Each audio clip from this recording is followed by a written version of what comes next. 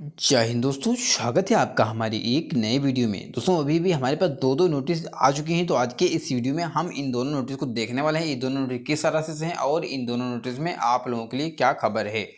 तो आप लोग अभी देखेंगे कि जो छात्र करीब करीब 1 साल से ज़्यादा हो रहा है, उस टाइम पे उनका डीवी हुआ था, मेडिकल हुआ था और कहीं ना कहीं मेडिकल में थोड़ी बहुत प्रॉब्लम हुई थी।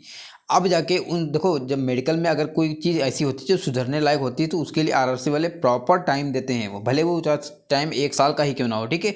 तो ऐसे ही कुछ इन सारे छात्रों के साथ हुआ है। इन सारे छात्रों को 6-6 महीने का टाइम दिया गया था, 7-7 मतलब जितना हो सके उतना ये लोग टाइम देते हैं। अगर आप सुधार सकते हैं उस चीज़ को, तो पूरी कोशिश करो कि वो सुधर जाए, ठीक है। तो आरआरसी वाले ऐसे किसी की नौकरी नहीं लेते हैं, ऐसे किसी का कंडीशन रद्द नहीं करते हैं।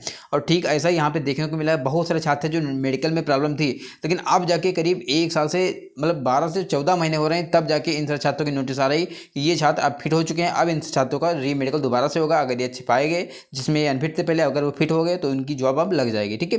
तो फिर से री मेडिकल लिस्ट जारी हो चुकी है और एक नहीं दो जून से लिस्ट आ चुकी है, तो देखने वाले हैं अभी, ठीक है।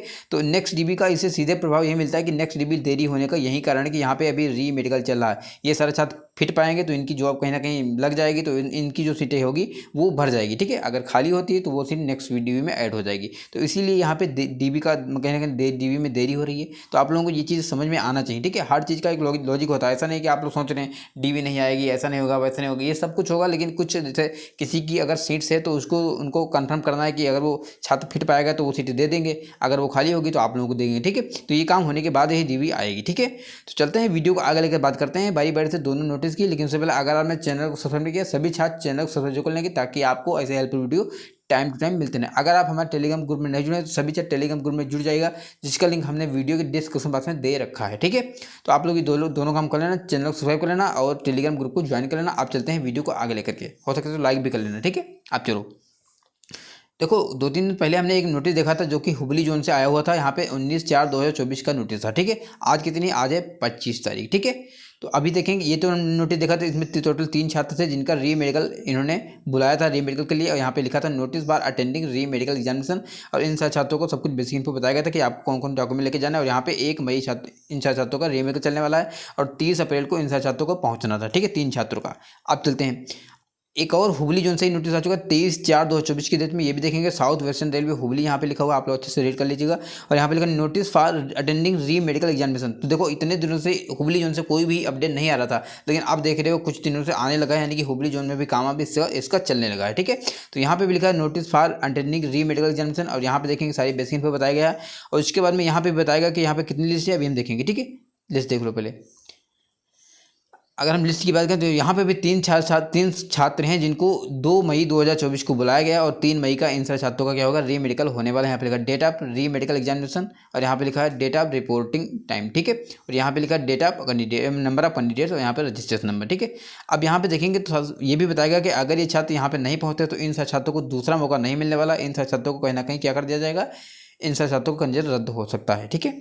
अब चलते हैं आगे, हम दूसरे नोटिस के बाद। अच्छा, रही बात इसकी जो नेक्स्ट डीबी यानी कि सेकंड डीबी आएगी या नहीं आएगी, तो मैं तो बोल चुका हूँ कि आपको 100% सेकंड डीबी इसकी देखने को मिलेगी। और सेकंड डीबी का कहीं ना कहीं काम चल रहा है। अब जब उसका काम चलता है तभी तो इस नोटिस आ रहे हैं ना, क्योंकि जो छात्र पेंडिंग में होंगे उनको कॉल किया जा रहा है, ठीक है। तो अब सेकंड डीबी का काम यहाँ पे भी तेज हो रहा है। सेकंड डीबी आपको बहुत जल्द इस जोन के भी देखने को मिल जाएगी। कुछ छात्र आरआरसी ऑफिस भी गए थे, तो वहाँ पर यही बताएगा कि सेकंड डीबी की प्रिपरेशन चालू है। जैसे सेकंड डीबी कंप्लीट होगी आपको पब्लिश कर दी जाएगी। और जो छात्र अभी थोड़े बहुत नंबर से बचे हुए हैं उनको कॉल किया जाएगा, ठीक है। तो इस चीज़ के लिए आप लोग निश्चिंत रहिए कि सेकंड डीबी आएगी या नहीं। सेकंड डीबी आएगी, आपको थोड़ा धैर्य बना रखना। हालांकि इस जोन में काफ़ी लेट किया है, काफ़ी टाइम लिया है, लेकिन फिर भी देर से आए, मतलब कहीं ना कहीं अच्छा है तो अच्छी बात है, ठीक है। अब चलते हैं दूसरे नोटिस की बात करते हैं जो कि दूसरे आरआरसी से आ चुका है।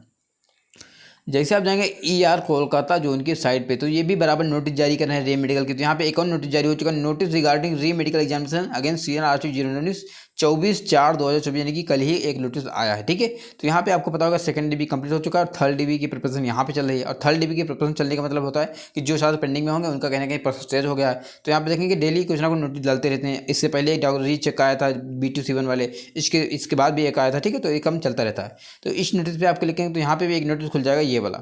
यहाँ पे क्या लिखा है, रेलवे रिक्वायरमेंट्स ईस्टर्न रेलवे 24/4/2023 लिखा है, ठीक है।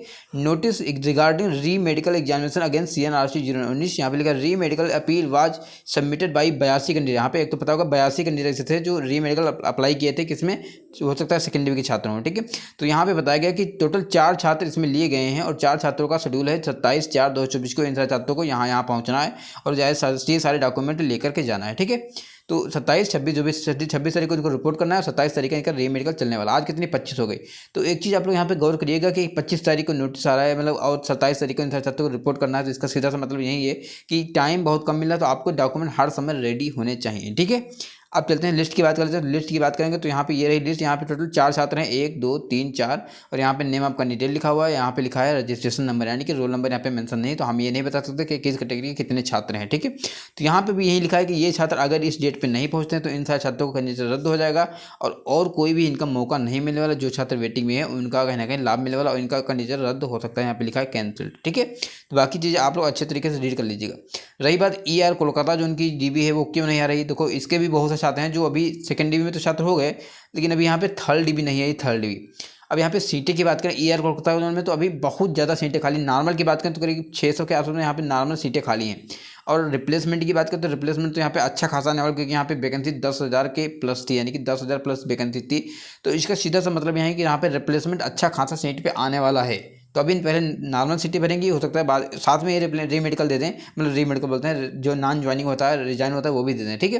तो ER कोलकाता जो भी छात्र हैं उनको तो बिल्कुल टेंशन लेने की जरूरत नहीं, क्योंकि यहाँ पे जो थर्ड DB आएगी वो काफ़ी बड़ी संख्या में आने वाली। हो सकता है कि इसमें रिप्लेसमेंट DB ऐड हो जाए। अगर रिप्लेसमेंट DB ऐड हो जाएगी तो बहुत सारे छात्रों का कल्याण होने वाला है ER कोलकाता जोन से।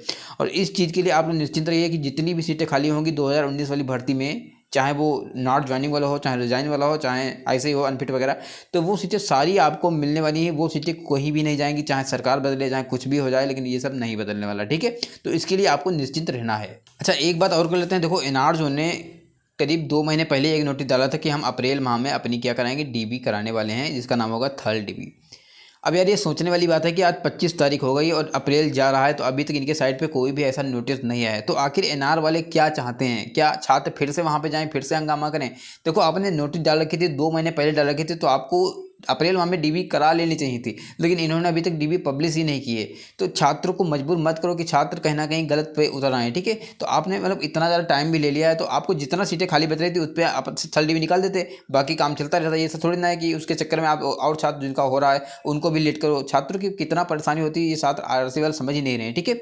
तो अभी हमें लग रहा है कि 5 दिन बचे हुए हैं, तो इन 5 दिनों में थर्ड DB इसकी आ जाना चाहिए। अगर नहीं आएगी तो छात्र फिर मानने वाले नहीं, छात्र RC पे जाएंगे और फिर हंगामा भी करेंगे, ठीक है। तो RC वालों को सोचना चाहिए कि हम 2 महीने पहले जब नोटिस डाल रहे हैं कि हम अप्रैल माह में कराएंगे, तो उसकी प्रिपरेशन तभी से चालू कर दो ना। ये सोचते हैं अप्रैल आएगा, अब अप्रैल निकल रहा है, छात्रों को कुछ पता ही नहीं है।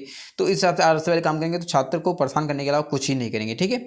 तो कुल मिला के इसके बारे में आपका क्या कहना है कमेंट बॉक्स में लिखिएगा। वीडियो अच्छा लगा वीडियो को लाइक कीजिएगा, चैनल को सब्सक्राइब कीजिएगा। मिलते हैं किसी वीडियो, तब तक bye bye, good morning, take care.